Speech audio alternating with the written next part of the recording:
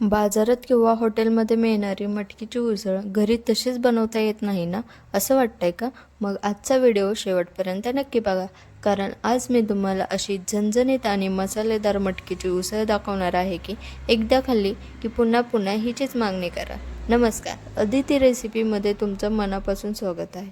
चला तर मग वेळ न घालवता सुरुवात करूया. सर्वप्रथम मी 3 माणसांसाठी मटकी घेतली आहे.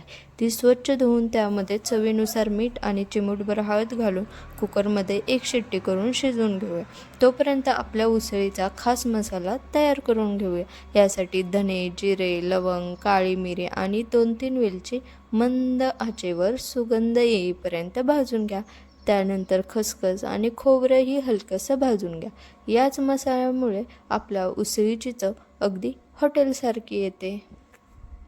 हा मसाला तयार झाल्यावर जो सुगंध येतो ना, तो खूपच अप्रतिम असतो. जर तुम्ही पहिल्यांदाच हा माझा व्हिडिओ पाहत असाल तर अदिती रेसिपी चॅनलला नक्की सबस्क्राईब करा. आता आपण एक कढई घेऊया. त्यामध्ये तेल टाकून मी 4 कांदे घेतलेले आहेत. ते 4 कांदे आपण चिरून चांगले भाजून घेऊयात. आता पुढची स्टेप अजिबात मिस करू नका, कारण इथेच या रेसिपीची खरी चव लपलेली आहे. आता आपण कढईमध्ये तोपर्यंत मटकीची भाजी तयार करूया. शिजवलेल्या मटकीमध्ये कांदा, चवीनुसार मीठ, हळद आणि बारीक चिरलेली कोथिंबीर घालून हलकंसं एकत्र भाजून घेऊया. तुमच्या घरी मटकीची उसळ कशी बनवतात कमेंटमध्ये नक्की सांगा.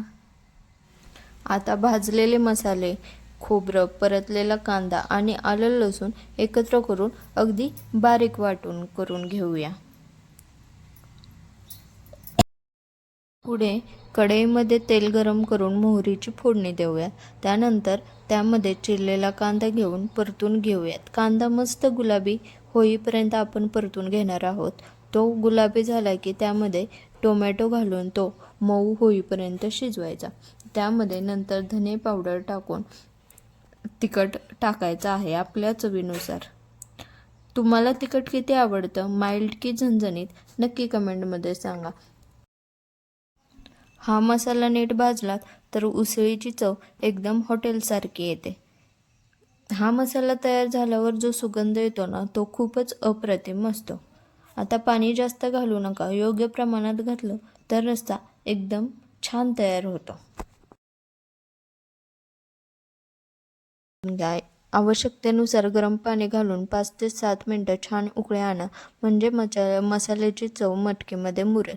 शेवटी बारीक चिरलेली कोथिंबीर भुरभुरा आणि तयार आहे आपली झणझणीत, खमंग आणि स्वादिष्ट मटकीची उसळ.